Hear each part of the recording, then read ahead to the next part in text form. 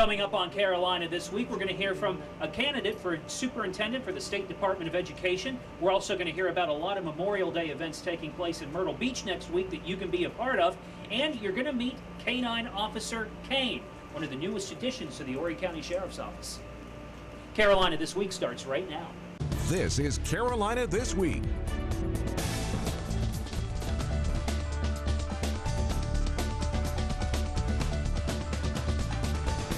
Carolina This Week with Tim McGinnis. Welcome to Carolina This Week. This week we're at the J. Reuben Long Detention Center in Horry County, where we're going to meet the Sheriff's Department's newest member of the Special Operations Response Team, Officer Kane, a canine. We're also going to hear from a candidate for State Secretary of Education, and we're going to hear from somebody talking about some Memorial Day events coming up next week that you definitely want to be a part of. But first off, let's talk about Officer Kane. Joining me right now, Captain Kevin Atkins and Deputy Kenneth Martinelli. Thanks for being with us this morning, guys. You're welcome. Thank you. We picked the rainiest day of the week to come out here, so hopefully you guys can hang with us and we'll get through this with Officer Kane. Tell me a little bit about how Officer Kane came to be with the Horry County Sheriff's Department. Well, actually, it was Deputy Martinelli's footwork and research that helped us get the funding and also the program approved through the director and the sheriff. Where did Officer Kane come to us from, Deputy Martinelli? He came out of Wilmington. Originally, he's from Holland. He's 30 months old. He's a sable German Shepherd. He's trained in narcotics. So what kind of things will the Special Operations team be doing with Kane? How is Kane going to become a member of this team? Well, Kane will assist the team in safety and security searches, or emergency response. Kane's main purpose, obviously, would be to search anytime we suspect or have any suspicions of contraband in the facility or maybe trying to enter the facility. What kind of partner is Kane? He's great. He knows exactly what to do. He enjoys searching. He lives for it. I know partners from watching buddy cop movies or maybe going out with a photographer on a shoot, but partners I know, and you really mean a lot to each other. Is that the same way between a human and a canine? Oh, sure. This is a good bond between me and Kane. He's good home with the family, and when he comes to work, he knows the difference between work and relaxed time at home. When you respond to, say, something typical that you all would respond to, what will happen? What will Kane be doing? What will you be doing with Kane when you're out on a job? He'll be searching for narcotics. That's what his primary job is narcotics. And I've always heard that if something happens to the canine officer, this is an officer. You can't just assault the canine officer and think that it's going to be a much different penalty than if you assault a real officer. Yes, it's the same as assaulting any police officer, human or canine. Right. So you're going to put Kane through an obstacle course for us a little bit later in the show. Tell me, I know everybody trains. I know your special response team back here trains. How does Kane train? He actually does train on the obstacle course. We do it a couple times a week. He enjoys it. He enjoys jumping over the wall, through the window. It's something that he actually does enjoy doing it. You probably got to stay in shape to keep up with Kane. Yeah, a little bit. All right. Well, I'll tell you what. We're going to take a quick break. When we come back, we'll hear from the State Department, or for the candidate for Superintendent of Education. And then we'll hear about Memorial Day. And then later in the show, we're going to put Kane through the paces, and we'll see how he goes through the obstacle course. So stay with us. We'll be right back with more Carolina This Week from the J. Reuben Long Detention Center.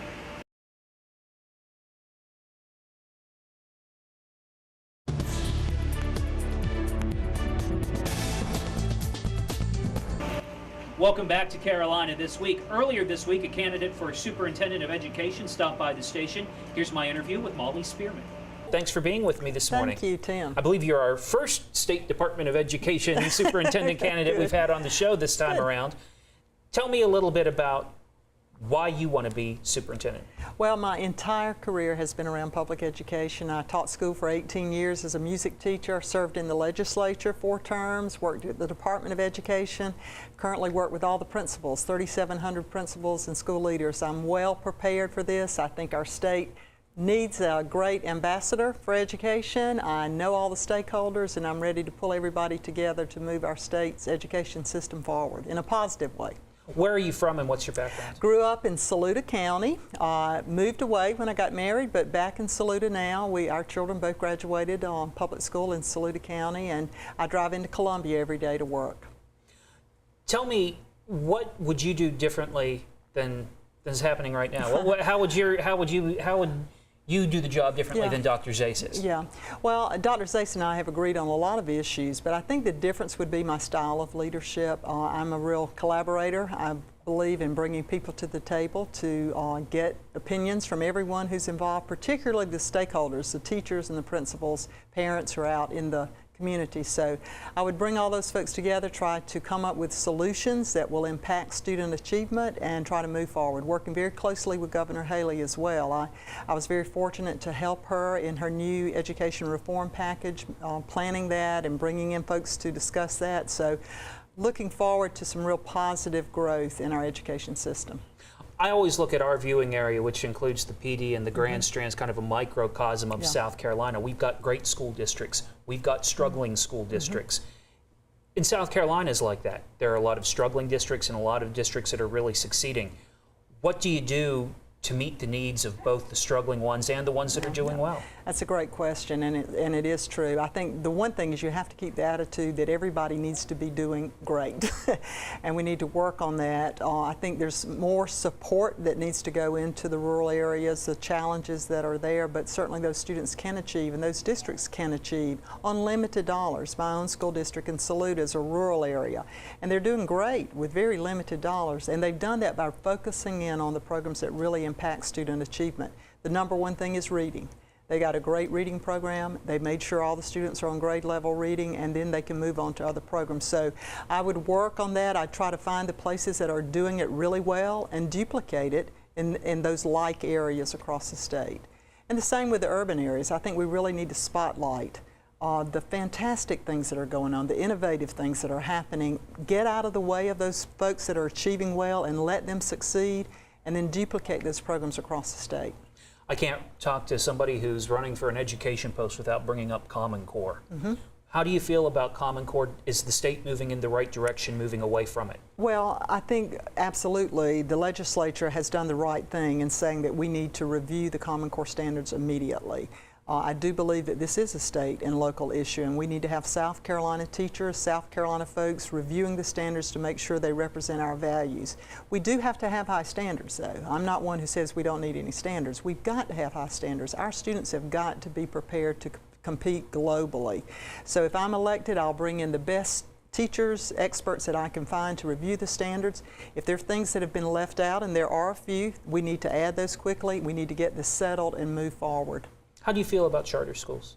I think charter schools are great, and if they're great schools, they're public schools, and I believe in strong public schools. I think charter schools fill a niche for students that we're not serving well. They offer something different, and if they're doing that well and are reporting on that, I think it's a wonderful addition and another option for parents to have in our public school system. My last question to candidates is typically, why should I vote for you? But with the post you're running for, I think my question is, what are you going to do to make South Carolina not lag behind most of the rest of the country when it comes to education? Right. Well, the truth is now, on the latest NAEP scores, which is an international test that's given, our state, we rank about 37th.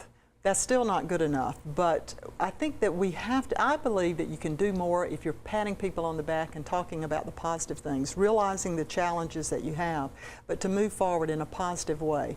So I think my message would be geared differently, to say that we've got some great schools, let's find out what's working, let's pat those teachers on the back, pat the principals on the back, and really try to move the system forward. It can be done. We can do better.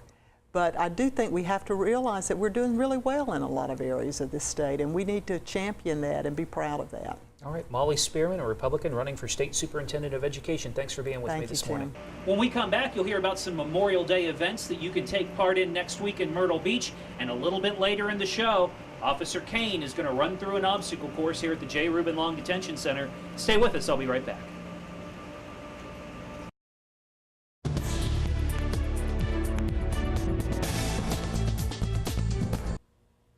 Welcome back to Carolina This Week. Joining me now is Lieutenant Colonel Roger Pilcher, U.S. Marine Corps retired. Thanks for being with us this morning. Thank you for having me.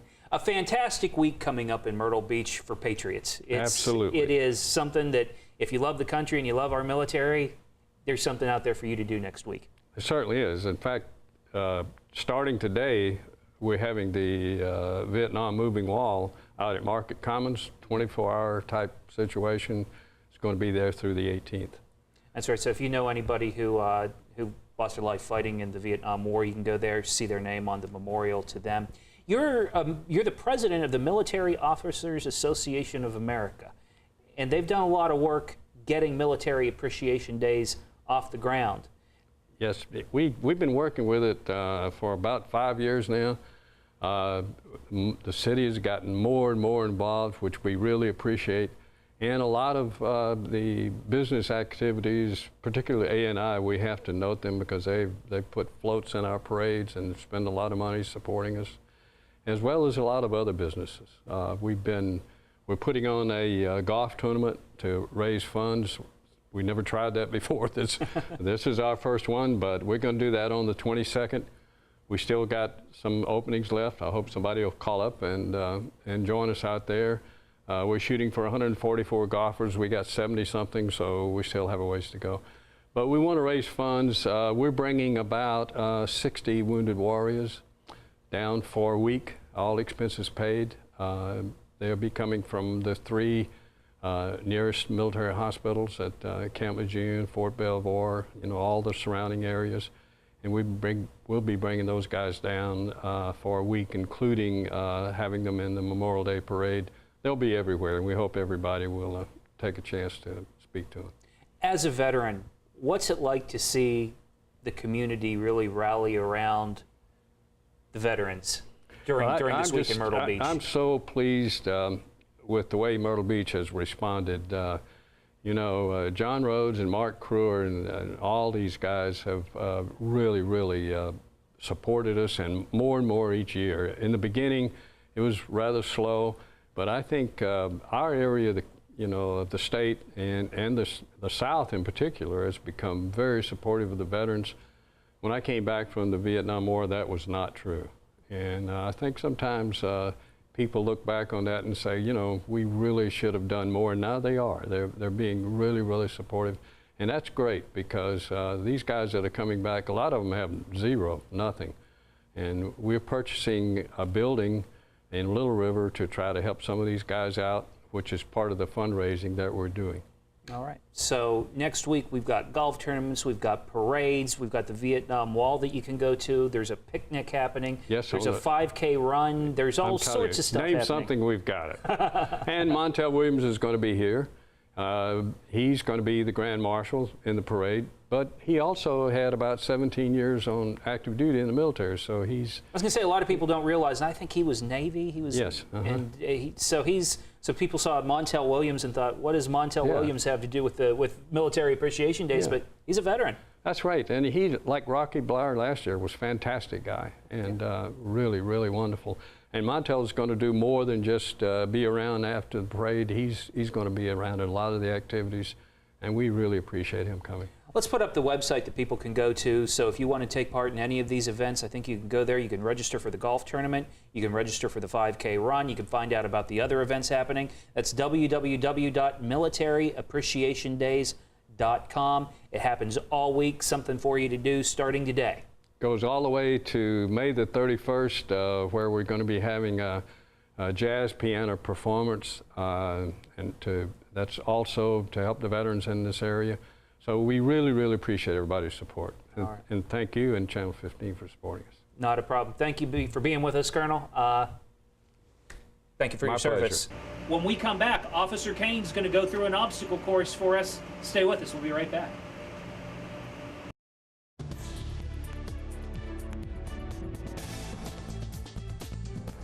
Welcome back to Carolina This Week. We're at the J. Reuben Long Detention Center with Officer Kane and Deputy Kenneth Martinelli. We're going to watch Kane go through an obstacle course. Now, Kane's job, as you said, is to kind of sniff out narcotics, but he's got to be, I imagine, in shape and ready to go through a lot of different obstacles in the real world. What are you going to have him doing this morning? Today we're going to have him jump over the 4-foot wall. He's also going to jump through the 4-foot window. Okay. And so, and this is, I guess, to replicate things that he may actually have to encounter when you guys are out doing something. Correct. Okay. All right, well, let's take it away.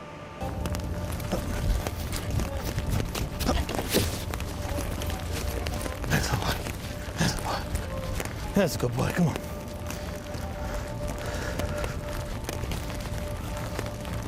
Come on.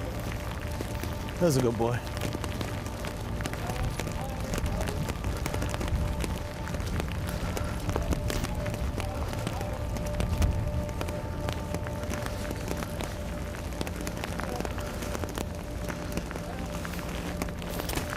Come on. That's a boy. That's a boy. That's a boy. That's a good boy. That's a good boy. That's a boy. That's a boy. That's a boy. Oh. That's a boy.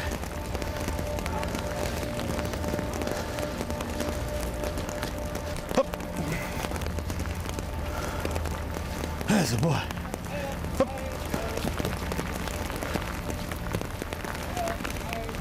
That's a boy. Good boy.